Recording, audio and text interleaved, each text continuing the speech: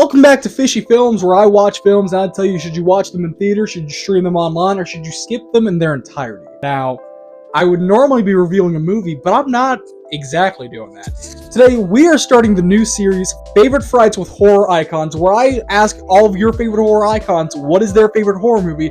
I then go watch it, I review it, and I give it my honest opinion and tell you, should you watch it in theaters, should you stream it online, or should you just skip it in its entirety? Now, I don't know how you're going to watch a lot of these in theaters. We'll find out. But today, we are looking at Scream, which is James A Janisse's favorite horror movie. Now, if you don't know who James A Janisse is, have you been living under a rock? James A Janisse is the host of Dead Meat, the YouTube channel, with over 7 million subscribers. He's best known for the kill count, his interviews with horror icons themselves. They run a good podcast. I mean, I don't know what else I need to tell you, dude. A kill count alone should be signifying, oh my gosh, that's that guy. So we're looking at Scream, which is James A Janisse's favorite horror movie. Now, this is also one of my favorite horror movies. This is also one of the most important horror movies to me. Oh, bullshit, this guy met him. Are you serious right now? I didn't meet James A Janisse and I'm just bluffing? Did you not see his signature on there? Do you not see this? This is a signature. Oh, you still don't believe me? You really think I just made that up and just forged it? Okay. Hey, director, roll the clip. How are you? Oh my gosh, how are you doing? Hi, Luke. Yes. Nice to meet you. Dude, I've been watching y'all 11 years now, and yeah. I've been waiting to meet, just to come in this area to meet y'all, and I was like, oh shit, I'm broke. Fuck it, I'm still gonna go. I don't care. And I decided I wanted to go find the worst horror movie Jurassic Reborn. So, wait, did this just come out? I think it was last year it came out. Okay, so it's trying to capitalize on the reborn. Yeah. Okay, yeah. I watched it last night. No. Jesus Christ. I can't tell if this how the dinosaur looks in the No, movie? it looks way worse than that. Why would it look good, man? Oh man. Yeah, I was like, this actually looks not No, bad. look, I don't like the newer Jurassic Parks, but at least they look good. Yes, yeah, Visually they're great. So do you want me to sign up? Yes, please. Alright, you got it, man. Look, it's better than Human Centipede 2. That's I gotta ask though, my favorite franchise is Hellraiser. Yeah. Are you ever gonna finish the movies? I might do kill counts on the other ones. I am planning this new series that just looks at franchises as a whole. Yeah. And if I do that, Hellraiser will definitely be one. Yeah. So I know. talk about it. Yeah, because I've met Doug Bradley. I asked him, what is your favorite Hellraiser, but you can't say the first two? Oh. And he was like, well, I can't say the first. I'm like, they're obviously great movies. What do you end up saying? 3 and 4. Okay. I was like, yeah, I mean, the next step. those are still not quality-wise not the best, but still movies. I mean, I watched your live stream reviewing all the movies you have, and I kind of disagree a little bit. I do agree, Revelations fucking sucks. Student film at best. Oh yes. Yeah. So bad. But I was like, man, Inferno and Judgment really aren't that bad. At least I can give Inferno some credit. It's Scott Derrickson's debut. Yeah. My big issue, the main character sucks. Yes. Jesus Christ. Yeah. But I do love the ending of what ends up happening. 6 sucks. 7 sucks. I love Judgment, unironically. Judgment's okay. Hellworld is the best of those. It's just so silly. I can't take it serious with Henry Cavill. I can't. The demon Chloe. Jesus Christ. Believe me now. I don't think that's AI. It looks pretty real to me. The excitement seems pretty real to me. The photo seems pretty real to me. I don't know. That still seems pretty fake to me, not gonna lie. How could I ever meet James A Janisse? Now you might be thinking, dude, this guy's Luke here. Is he really doing this? Did he even watch the movie? Is he really a Scream fan? No, yo, I'm not a Scream fan. I don't know. You tell me, am I a Scream fan? I don't know. It's a pretty good question. I do only have Scream right here on DVD. I do only have a Scream shot glass right here. I do only have David Arquette right there on my wall. I do only have I do only have this autographed Scream poster by Jamie Kennedy, Skeet Ulrich, Spencer Charnas, Chris Durand, James A. Janisse, John Abrahams, David Arquette, and Heather Matarazzo. You know, I mean, I'm not a Scream fan, y'all. Clearly not. I mean, that's a bad movie. Who would even want to go watch that? Like I said, Scream is one of the most important horror movies, not only to me, but to many fans around the world, and to the entire genre of horror itself. In 1996, when this came out, Scream was a revolutionary film to how films are made now. Back in the early 90s, when slashers had run their course in the late 80s and were becoming a stalemate, Scream decided to look at those and say, how can we improve on this? How can we make these good again?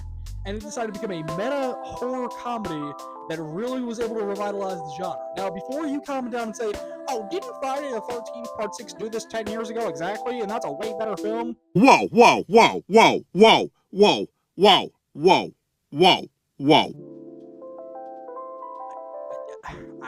I'm not going to argue. I don't think it's a better movie, but I'm not going to argue with you yet. Scream was made by Wes Craven and wrote by Kevin Williamson for some fraction of a budget, y'all. I don't know. And this movie went on to not only spawn 6 sequels, it got a TV show as well. It is spawning multiple spin-off movies like Urban Legend, I Know What You Did Last Summer, Valentine. It's referenced across all over social media with not just the movie, it's a mask alone, which is not even owned by Scream themselves. It's owned by another corporation who they just leased it to. Now, this movie, I gotta say, I watched it again. Y'all, I've seen this movie before. I rewatched it, and I gotta tell you, it is still one of the greatest horror movies of all time. I still think it is, for me, my second favorite horror movie of all time, right behind only Hellraiser, which, look, we'll get to Hellraiser at some point. Someone will say Hellraiser, I hope. Please. Now, why do so many people love Scream? I don't know, maybe from the meta-comediness that Kevin Williamson wrote, or maybe it's because it's such a relatable cast of characters that make it very fun to watch, or maybe it's just the overall concept of a guy stalking you and killing you. Now, who does that sound like? No, not Freddy Krueger. No, not Chucky. Come on. Are you serious? Pennywise? Are you kidding? Bro, come on. It's Ghostface, dude. It's obviously Ghostface. The guy's walking around stalking all of these teenagers and killing them off one by one in what I still stand by as one of the greatest horror movie houses I've ever seen. Look, you got the Halloween house, you got the Nightmare house, you got plenty of houses. You don't have a Scream house, though. No, you don't. Because it's a Scream, baby! I'm sorry, I just had to reference a quote, okay? Just one. Because, I had to. Now, I want to get into this film. I think this is arguably, well, it's not my number one favorite horror film. I think it is the greatest modernization horror film to come out in the past 30 years. It's the greatest horror movie to come out in the past 30 years that was able to revitalize the genre and completely flip it on its head and make something better with it. Now, if you want to sit here and argue me about Obsession is just so much better and Sinners, listen, incredible films from the past few years, or you know, Saw came out and Halloween 2018. Look, I'm open to arguments, but I'm not arguing any of those films are nowhere as close to Scream 1. I think the cast of these characters just outshines any cast of characters put in a horror film. We've seen so many horror movies in this specific genre too, where it's slashers. He's got a bunch of dumb white teens going into the woods or doing something stupid, going da-da-da-da-da-da-da. Oh, the killer is right there, guys. Bro, the killer! And then they'll proceed to walk up to the killer and then get stabbed in some stupid way or get killed in some dumb way that doesn't make sense. Scream is not that. Scream is a self-aware modernization of the genre, showing how these are smart people in just bad scenarios trying to pick the best possible options to get out of. When you get to the end of the film, our main final girl, Sydney Prescott, she's left with a choice: save Randy or save Stu and let them in the house, because one of them's the killer. She doesn't know who, and then she does the smartest thing and tells them to go screw off and just closes the door. And you got Billy coming down the stairs, and spoiler alert, Billy's the killer. Oh, spoiler alert, Stu's the killer. And it leads to the greatest final 15 minutes of a horror movie I've ever seen. I love it so much. We also have the direction of this film, which, if you watch and you love film, you'll notice a lot of things, even mainly at the beginning, as this movie has the greatest opening kill in a horror movie, and just even You can argue the greatest opening scene of any horror movie, or... Hello? Hello? Yes? Who is this? Who are you trying to reach? What number is this? What number are you trying to reach? I don't know. Casey Becker picks up the phone and says, hello? Who's this? And it's Ghostface on the other end playing it casual, but she doesn't know that. She just thinks this is some random stranger that keeps calling her over and over. Probably assuming they went to high school and this is just like a prank call or something. It's great. You get shots in the middle of this, like...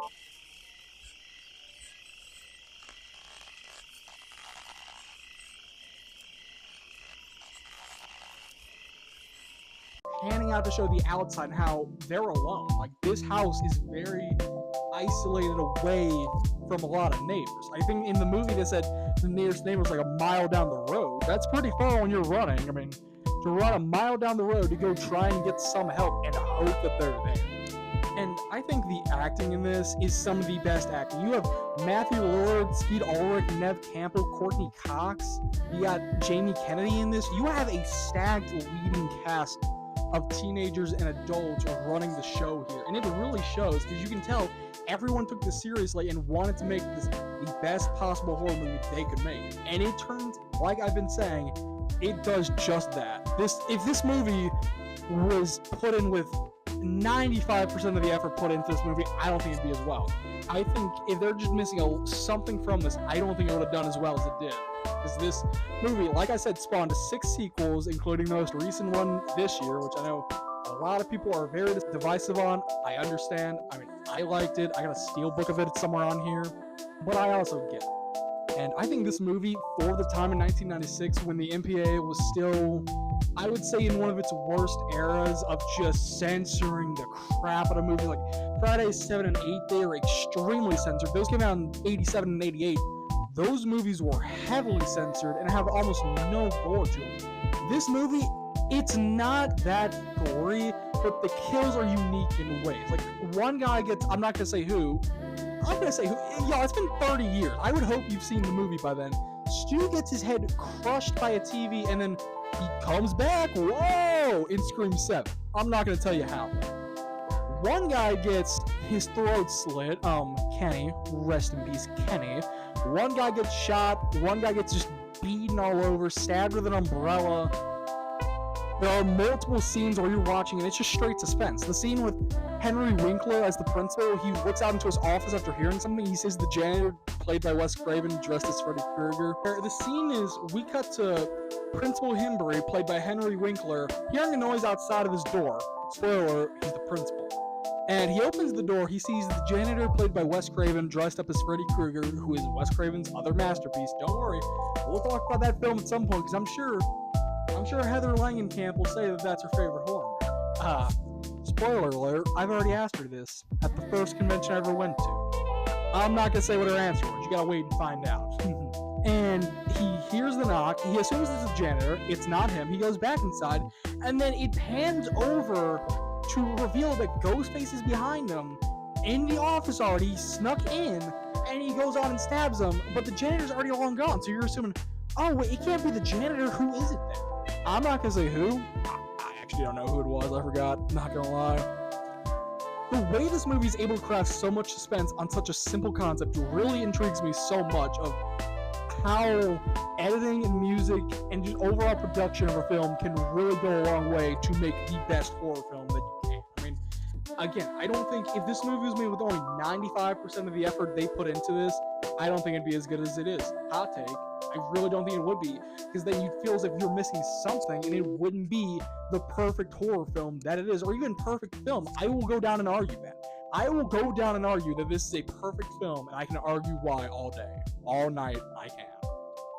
I think you also have a great plot with this in the way that it pans out of why Ghostface is doing what he's doing. This is a great motivation of, oh, well, this lead survivor, her mom, was with someone's husband and cheated, and boom, comes Billy and Stu. I know I'm doing a really bad explanation of the plot twist of why their motivations are this. I'm sorry, but just forgive me here, y'all. It's a great motivation, it's played out greatly, and you have some of the most iconic horror lines in horror history. Like, everybody's a suspect! You hit me with the phone, dick! My mom is gonna be so mad at me. So that was just Skeet Ulrich just screaming, y'all. I just had to throw that in there, man. He gets stabbed by an umbrella. In fun fact, he has a condition. I don't know what it is, so forgive me here. But the original umbrella that they used, instead of stabbing the pad that he's wearing underneath his shirt, it actually stabs, I think, right by his heart. And that actual scream of pain is him actually screaming because he is in actual pain because he just got stabbed by an umbrella. I think the ending of this too is also one of the best endings in a horror movie. This is the part where the killer comes back for one last scare, and then he's like raising that like and then just gets shot all over, just like just dead again. And then you cut outside. David Arquette, I forgot to even mention him. Don't worry, Dewey's alive. He gets stretched out to a hospital. Courtney Cox stays back to film the crime scene because she's a news reporter, y'all. I mean, come on. And the shot slowly pans out from the house into a wide shot of the open view of what is there. And that concludes Scream, one of the greatest horror movies ever established, and my personal second favorite horror movie. I really hope you enjoyed this. I know this is the very first episode, so this is going to feel a little more authentic, a little more kind of iffy. I mean, you see me moving my hands here, y'all, a lot. Don't worry. These are going to get better. They're going to get higher quality from now on. I hope you enjoyed this. And if you want another one, we'll wait on until next Friday because we are doing Favorite Frights every Friday with Horror Icon. And I'm going to see you next week when we're heading down to Texas to go look at the Texas Chainsaw Massacre, baby. See you then. I can't tell you who I'm interviewing, though. That's the surprise.